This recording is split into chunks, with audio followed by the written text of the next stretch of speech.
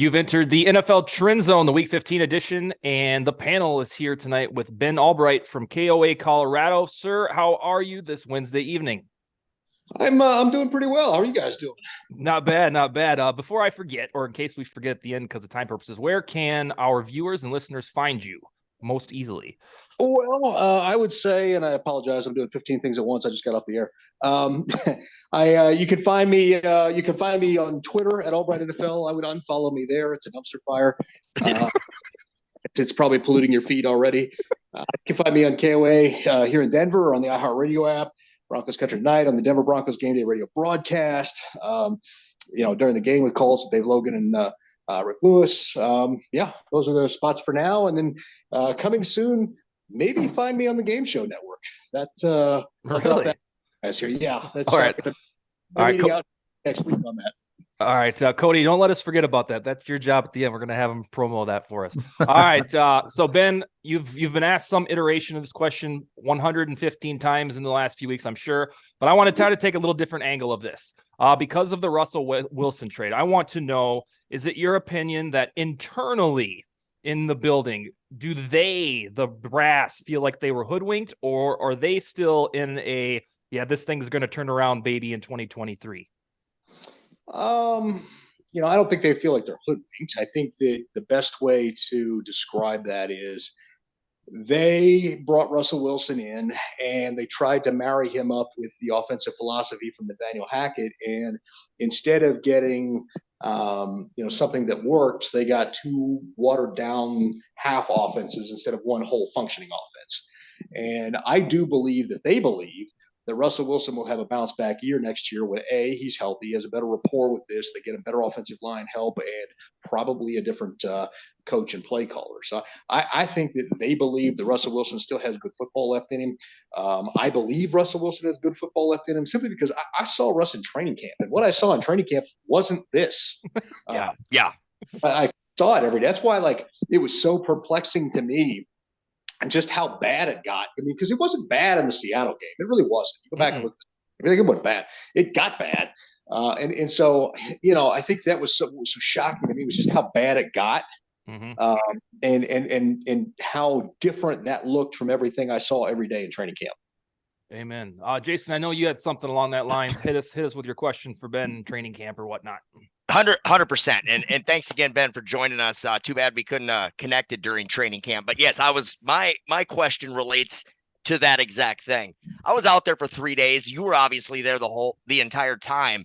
It happened to be that during, I had my boys out there, and one of the days that we were there, I think it was the second day, we had to bear witness to the Timmy P injury. That it is crazy, the change of the vibe that had on everything, and rightfully so. In my mind, I'm thinking, that's awful. More so though for Tim than it would have been for the Broncos, just because of how deep they were at that position. But I'm with you. I was watching that, and I don't know if it was just because of all the excitement, all the hype. And, you see Russ staying after practice, working an extra half hour, 45 minutes with different receivers. Everything seemed right. And do you ever find yourself looking back at that time in training camp? Because you just said it. We didn't see this then. And was there something that we missed there? I think Tim Patrick's, impact on this football team, I think can't be understated. I think we're missing that. I don't know that we did miss anything. I think that what happened was they came out in training camp and you had a rookie head coach who, they kind of looked at things one way, and then they got into the game and you got punched in the mouth for the first time. Because remember, a lot of these guys didn't play in the preseason, right? And I think they got into the games, they got punched in the mouth for the first time, and they didn't have calluses built up. They hadn't played in preseason games. They weren't, and so they kind of got rocked a little bit. And I think you had a very inexperienced coaching staff. None of these coordinators had ever been coordinators before. I think Dwayne Stukes was a special teams coordinator for part of the year for Tampa once. But beyond that, I mean, none of these guys had experience. And so you had a leadership vacuum. You had some struggles, and no one knew how to solve it in the moment. And I think you got a case of quicksand where it just kept getting worse. And they kept compounding it by trying to change everything on the fly and making decisions I don't think that were good decisions in the moment. You know, you weren't maximizing your players. You were always going for deep shots and on third down, and you weren't just picking up first downs and keeping your defense fresh and all this other stuff. And I just think it was a lot of micro mistakes that compounded together to look like major mistakes in the end because the margins in the NFL are so small. You know, the opportunity to win is so small that's those percentages. That's what you're playing for as a coach. That's your job, is to maximize those percentages. So, I think it's a lot of things. I don't think. I mean, a lot of people talk about Russell Wilson being washed, and you look at the tape. I don't see that. I mean, I don't see a guy who is who had velocity come off the ball. No, me neither. Right. We're still going to make big throws. I just think you have a guy that doesn't know the offense he's playing in at all and doesn't have a burner that he can rely on the way that he always did in Seattle. What happened in Seattle? Play breaks down. You're going scramble drill. You send Tyler Lockett north, and I'm looking for him for the sky ball, right? Who's that guy in Denver? Cortland Sutton doesn't have that kind of speed. Jerry Jeudy's an excellent route runner, but his long speed isn't the same as Tyler Lockett's. KJ Hamler, who's supposed to be that guy, been hurt all year. Tim Patrick's been hurt all year, but he's a long strider, and that's not really his game. The only other guy they have that really kind of has that kind of long speed would be Jalen Virgil, and they barely use it. So, so I think it's just a combination of things. I think everybody expected that Russ was just going to be able to magically morph into Drew Brees late in his career, and that's just not who he is. Yeah, he's a short quarterback, but there's a very specific game plan to win with Russ. Run the ball, play action, and the deep ball on scramble drill. And I think they figured that out here in the last 2 or 3 weeks. And I think for this staff, it's too little too late. Yeah. And one more thing I'm going to say before I serve it up to Cody here, that you referenced it, that game against Seattle. Me and my boys watched that game the other night just because. And that team looked good. Actually, aside from the red zone blunders, that team looked good. They moved the ball effortlessly that game. They didn't punt once, I don't think. I'm trying to remember. I don't remember. I'd have to go back and look. It may have been a few punts. It wasn't very many, but there were 0 3 and outs. Right. Well, and then it just once one thing went wrong, it was like the house of cards collapsed. Yep. Mm-hmm. They were 2-1 at one point. All right, Cody, what do you got for Ben Allbright? Sweet. So earlier you kind of touched on Russell Wilson's health. We all know Russell Wilson got a concussion in the game Sunday, and Denver was also eliminated from playoff contention. Would it be a smart idea to shut him down the rest of the season? What are we working towards as we reach the end of the regular season here? It kind of seems like a foregone conclusion that Hackett might be gone. Just what are we looking for the rest of the way here? Well, that's the hot topic right now in Denver. I'm never a fan of shutting somebody down unless you have to. I'm never a fan, because what message does that send your locker room? You still got one out there playing. It's okay for some people to get shut down, not for others. I don't like the dual class system like that. Russ isn't going to play against Arizona. He's still in stage 3 of the concussion protocol as of today. So it's virtual. It's not impossible, but it's all but impossible that he plays this weekend. So you're probably going to see Brett Rippon this weekend. Would I shut him down? No, I wouldn't. I'd absolutely play him. Will they shut him down? I don't think so. I think they're going to play him. And Russ isn't the kind of guy who wants to be shut down. Whatever you think of him, what do you think of Russell Wilson, his personality, the cringy sandwich commercials, that kind of stuff? At the end of the day, Russell Wilson is a gutsy competitor. The dude plays with hella injuries, and he wants to be out there playing and winning. He might be like, the modern Steve Urkel, but he wants to play. The dude wants to play, right? Yeah. So that's the thing.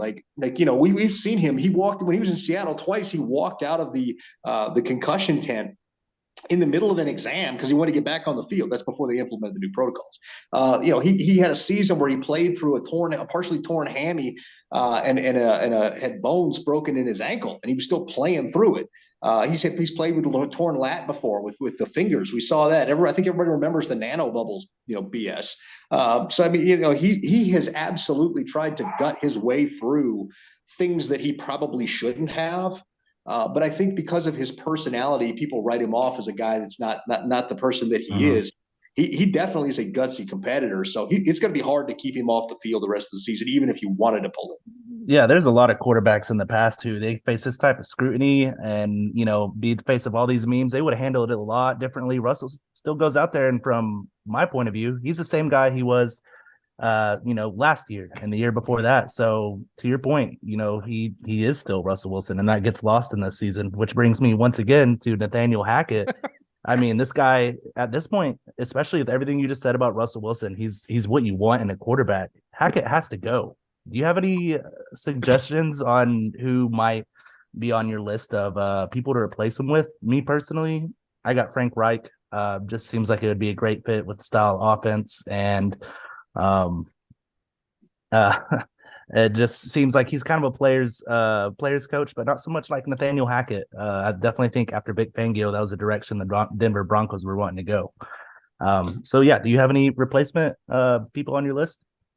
The guy they should have hired last year, Dan Quinn. Pair Dan Quinn with Brian Schottenheimer. Brian Schottenheimer got the best out of Russell Wilson. And despite some laughably bad reporting out of Seattle, Russell Wilson and Brian Schottenheimer have never been at odds with each other. Russ did not force Brian Schottenheimer out. That is absolutely false. And I've confirmed that not only with Russell Wilson and Brian Schottenheimer, but people in the Seahawks organization. So I don't know where all that propaganda came from, but it certainly isn't true. And Russ and Brian Schottenheimer will both welcome a reunion. Both Brian Schottenheimer and Dan Quinn currently work for the Cowboys. They have familiarity with each other. They both were on the Jets staff together under Eric Mangini back in the day.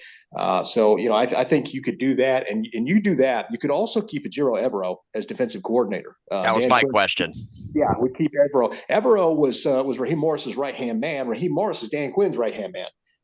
There's overlap in the system, and everybody talks about Dan Quinn running cover 1, cover 3 all the time. Dan Quinn's run cover 1, cover 3 less than 50% of snaps this year down there in Dallas. They run too high, more than 54% of snaps. So the idea that Dan Quinn only runs cover 1, cover 3 is false. And Evero does mostly run too high.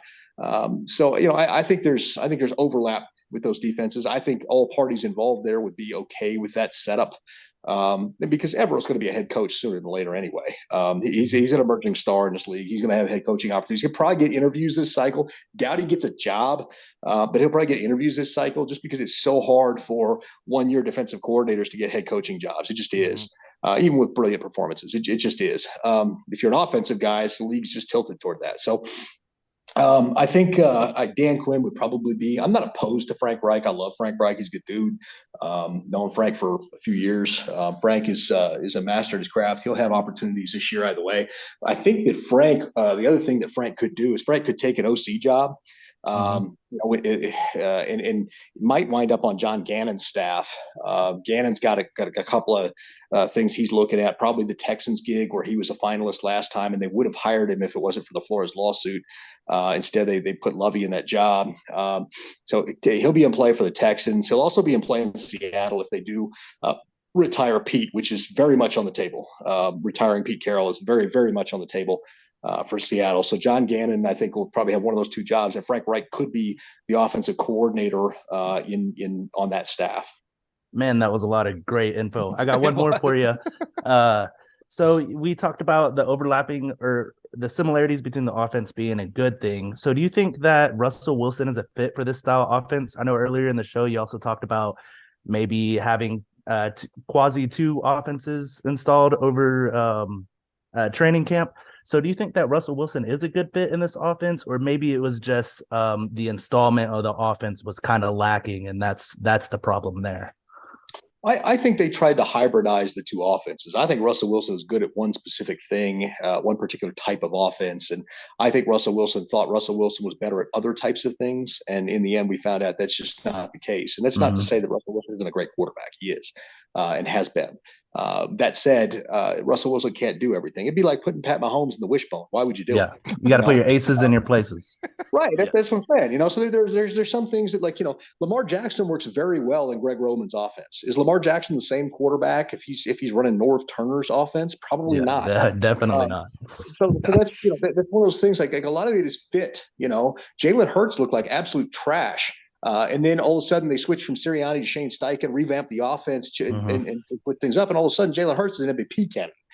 So a lot of it is fit with some of these guys. And in Russell Wilson's case, I think Russ is a great quarterback who just didn't fit the kind of hybrid version. Peyton Manning didn't fit in Gary Kubiak's offense. That last year, Last year they did the Super Bowl run. Yeah, you know, That Peyton was Manning so bad. I was was clamoring for Brock Osweiler. I agree. It was awful. It was gallingly bad. Like, you're like, this is freaking Manning, and this looks like the worst thing I've ever seen. Yeah.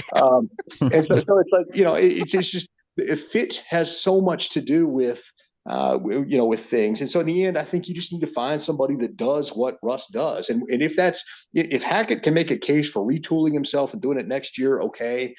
He's a likable guy, and I'm rooting for the guy. It wasn't my choice, but you know, after meeting him up there at the combine and you know, talking to him, it's hard not to root for the guy. But at the end of the day, man, he looks lost. He just looks in over his head, and I hate that for him.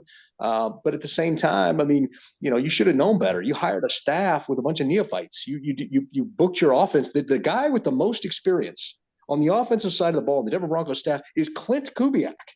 Okay. Yeah. That's Accountability. the most experience.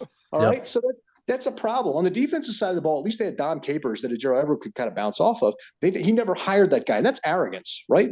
That's arrogance not to hire somebody that's going to push you, not to hire somebody with previous knowledge on your side of the ball that you could be accountable to and look to as a mentorship. So, you know, he made those kinds of mistakes. Now, did he correct some of it with like Jerry Rosberg, you know, and all that kind of stuff? Sure.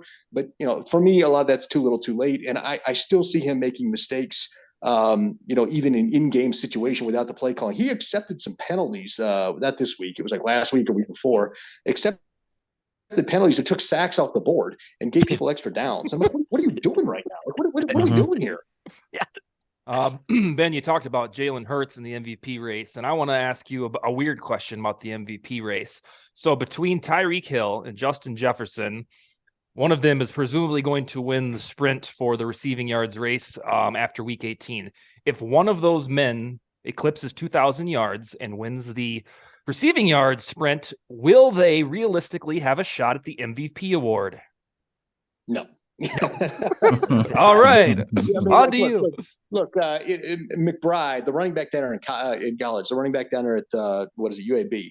Go look at what McBride did this year. It's absolutely astronomical what he was running for and running against good teams. And that dude couldn't sniff the Heisman. Because it's the popular quarterback on the popular football team. And that's the way the MVP is going to be too. It just is. It doesn't matter. Tyreek Hill is having a phenomenal season. Should he be in the MVP conversation? Absolutely. Because he's carrying Tua Tagovailoa all over the place. Who's, by the way, got figured out on a hilarious 4-game slide. But But more so for Jefferson, though, wouldn't you say? I mean, because he's doing it without Waddle. Yeah, I mean, you know, Waddle's speed on the other side, but Thielen's no slouch over there. I mean, it's not like, and I think Kirk Cousins is a better quarterback than Tua as well. You know, if Kirk Cousins was sitting in that Mike McDaniel system, he might throw for 5,000 yards. My grandma might throw for 2,000 yards with those guys on the outside. So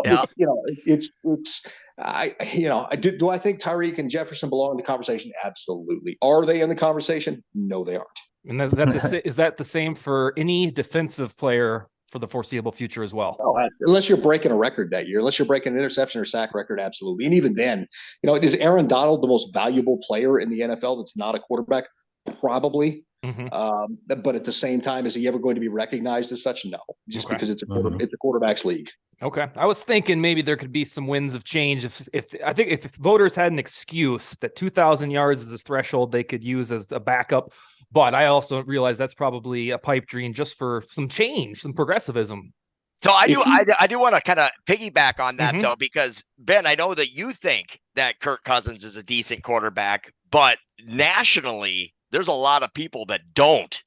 You know, I mean, so he's middle of the road. I mean, he's Andy Dalton without the headbanger interceptions, I guess. I mean, unless it's prime time, and then he's just Andy Dalton. That's true. That's true. Is that your next question there, Jason? I'm sorry. Oh, no. So my next question is back to the Broncos. And the second part of this question is actually my son Marquette's question for you. The first part of it is, do you think that we could point to so many different things that went wrong with Denver this year, but do you think that the Javonte Williams injury was the biggest? No, I think the Tim Patrick one was. That said, just because what Tim brings to the table, it's not about just Tim's reliability in catching the football. It's the attitude that he brings to every play. He's a willing blocker at the receiver position. Yep. He's an example of a guy coming from the bottom and making good. And he's just that dude. He's a fiery, emotional leader. So no, I don't think the Javonte thing, because they didn't commit to the run. I mean, look, that's been part of the problem with this team all year. They've never committed to the run. Even when they're running well, they don't commit to it. Except for the first game. The first game. Right. That's the same. Yeah, the first game, and that was really it. After that, they, like I said, they got punched in the mouth, and it was like they're like, well, what do we do now? And yeah, like, that's true. Keep doing what worked for you.